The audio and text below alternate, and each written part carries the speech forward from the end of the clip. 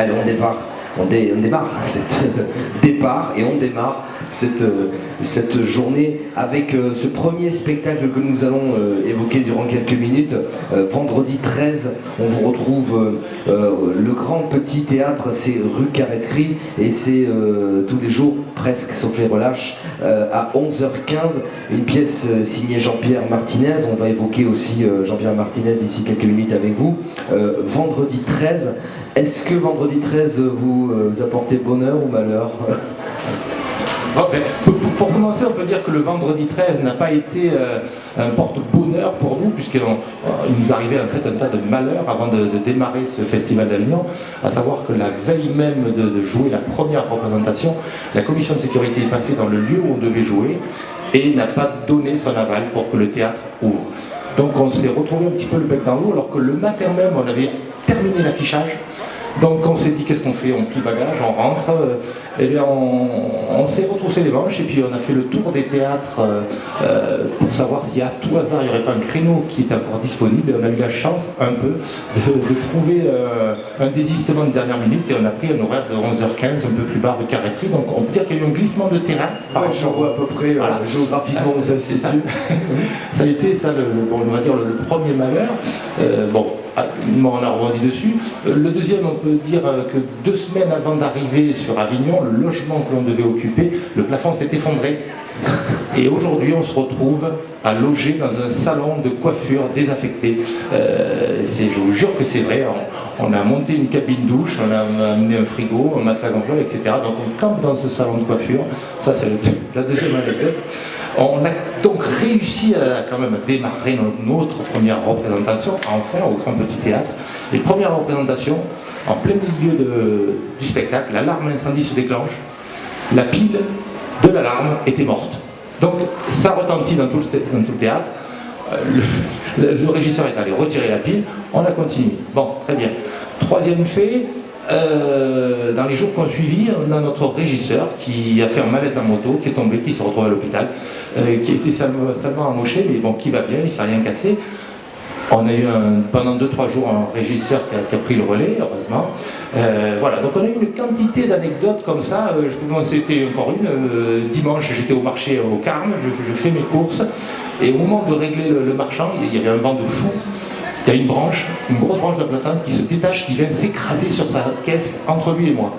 Il me regarde, il dit « Oh, quelle chance !» Et je dis « Non, vous n'y trouvez rien, c'est pour moi. Si elle devait tomber sur quelqu'un, c'est sur moi, ne inquiétez pas. » Je lui dis « C'est vendredi 13. » Ah, il me dit « Ma fille est née un vendredi 13. » Je dis « Voilà, vous, ça a été une chance. » Voilà, exactement. Donc on en a régulièrement des anecdotes qui nous arrivent comme ça.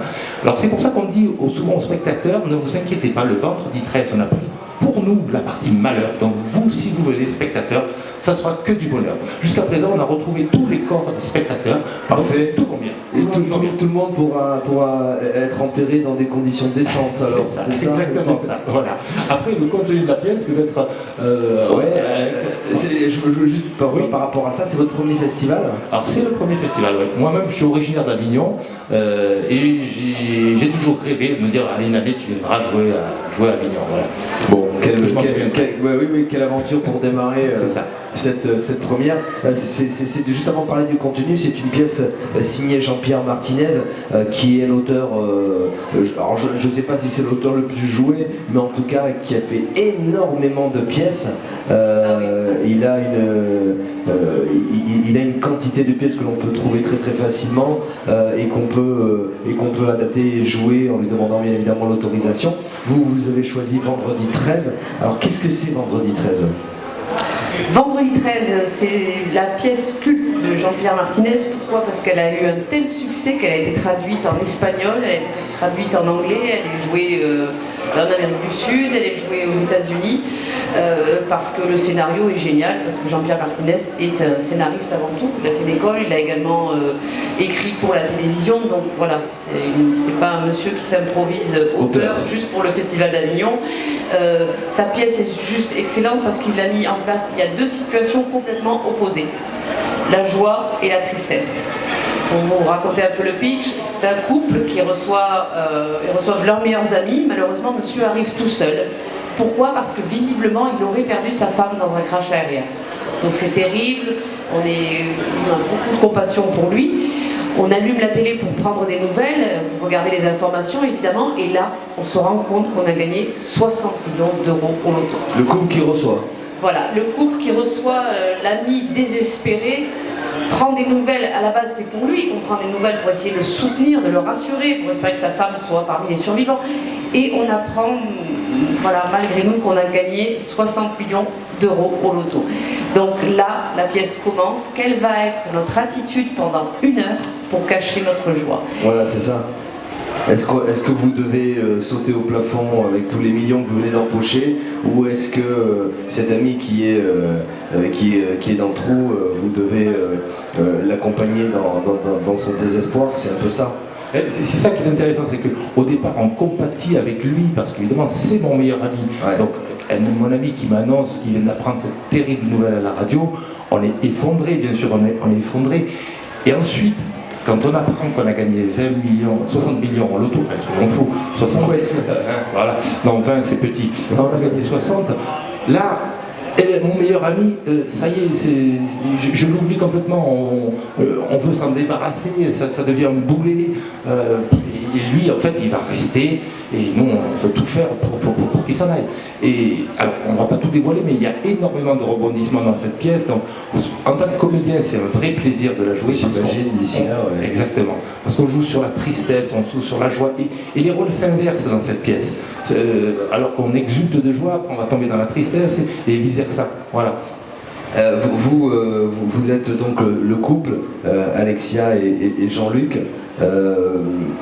Quel est le caractère de ce couple-là? Est-ce que c'est un couple uni? Est-ce que ce couple-là va se retrouver dans le gain de ces millions qu'ils viennent d'empocher? Ou est-ce que ça va aussi créer des tensions au sein du couple? Non, je dirais que la femme dans le couple est un peu plus responsable que monsieur. Monsieur est au chômage et visiblement ça n'a pas l'air de trop l'embarrasser. Elle essaye d'avoir 3 boulots en l'occurrence pour essayer de joindre les 2 bouts. Mais c'est quand même des gens assez positifs, assez tranquilles, assez décontractés on va dire. Ils sont assez radins, il faut le dire. Hein. Par exemple, on reçoit nos meilleurs amis. La première chose moi que je leur fais pour préparer un repas, c'est de récupérer une tourte aux artichauts récupérée dans la poubelle chez la voisine qu'elle a jetée la semaine précédente, alors qu'elle était permis que depuis 1 semaine. Bon, c'est dommage, hein, voilà, 1 semaine, une tourte aux artichauts, quel dommage. Et voilà. c'est ce couple-là qui empoche 60 millions d'euros C'est un couple qui est quand même dans le besoin, donc les 60 millions d'euros arrivent au bon moment. Franchement, ils en avaient besoin. Vous partagez la scène avec Christophe Roche. Christophe Roche, oui, qui actuellement fait des photos pour Andromaque, donc malheureusement il n'est pas là, et qui est un partenaire qu'on connaît depuis de nombreuses années. Qui a remplacé au pied levé un autre, décidément, hein, c'est vrai, je ne pensais plus à ça, il a remplacé un autre comédien qui a eu des problèmes de santé au pied levé, donc ça commençait bien, mine de rien, déjà. C'est vrai, il a remplacé 1 semaine avant, hein, il a pris le texte en 1 semaine. Finalement, ce vendredi 13 est incroyable. C'est vrai, quand on y pense, toutes ces mésaventures que vous avez dû affronter depuis le début de ce festival. Vendredi 13, c'est à 11h15, c'est au Grand Petit Théâtre, rue Carretterie. Vous êtes là jusqu'au 20 juillet? Jusqu'au 28. 28, ah ouais. Oui, on a fait une erreur sur le fly aussi, C'est 28. même sur la modifiée. Vous allez pouvoir rajouter ça à la liste. Exactement, parce que le tract initial, il était bien marqué au 28. On en a refait, on a mis le 20. Je ne sais pas pourquoi. Est-ce que c'est un signe? Est-ce qu'il va nous arriver quelque chose? Donc venez au moins avant le 20 pour être sûr qu'on soit là. Ouais. Mais c'est effectivement jusqu'au 28. Et vous faites des relâches les 13, 15 et 22. Donc la relâche, plus que le 22. Oui, on n'a pas voulu jouer le 13. On s'est dit, non, même si c'était un samedi, on n'a pas voulu prendre ce risque. Hein. C'était un samedi 13, et samedi 13, c'était relâche. Bon, écoutez, on va continuer à parler un petit peu plus de vous, de vos parcours. On fait juste une petite pause musicale et on se retrouve après pour ce spectacle vendredi 13 au Grand Petit Louvre à 11h15. Allez, on va terminer cet entretien autour de ce spectacle vendredi 13, une pièce écrite par Jean-Pierre Martinez, on le disait tout à l'heure, une de ses nombreuses pièces. On vous retrouve à 11h15 au Grand Petit Théâtre. On a parlé de toutes ces mésaventures autour de ce vendredi 13. Parlons un petit peu plus de vous, de votre parcours. De Fusion, c'est ça? De Fusion Production. Qui est à l'origine de cette création. Racontez-nous un petit peu vos parcours respectifs. Alors en fait, on a démarré cette comédie dans un théâtre à Montpellier qui s'appelle le Point Comédie. On y a joué pendant 3 mois. Et en parallèle, on a fait la connaissance de Fusion Productions qui ont un théâtre à la Scala, qui ont vu le spectacle, qui ont beaucoup aimé, et qui nous ont proposé de nous produire en Avignon. Voilà, simplement. Donc on a dit, on suit.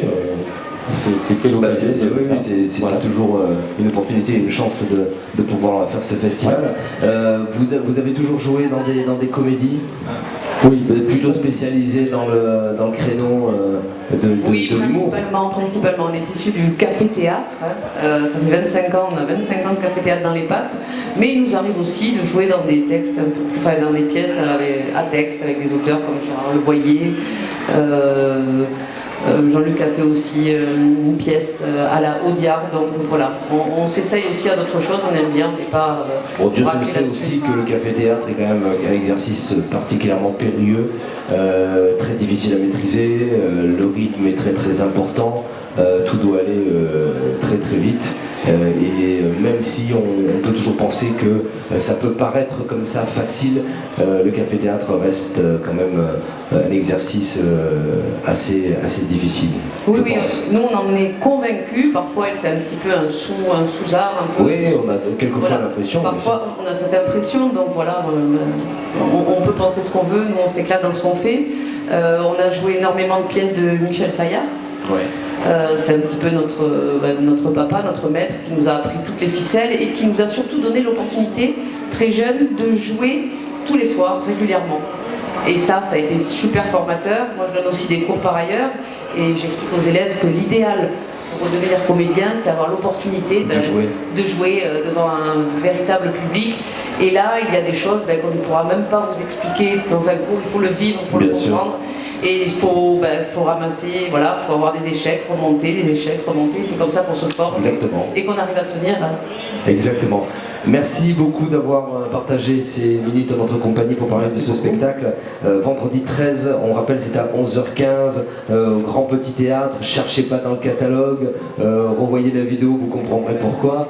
Mais en tout cas, une chose est sûre, c'est qu'à 11h15, on démarre bien ce spectacle, vendredi 13, pièce écrite par Jean-Pierre Martinez au Grand Petit Théâtre, et c'est en bas de la rue Carreterie.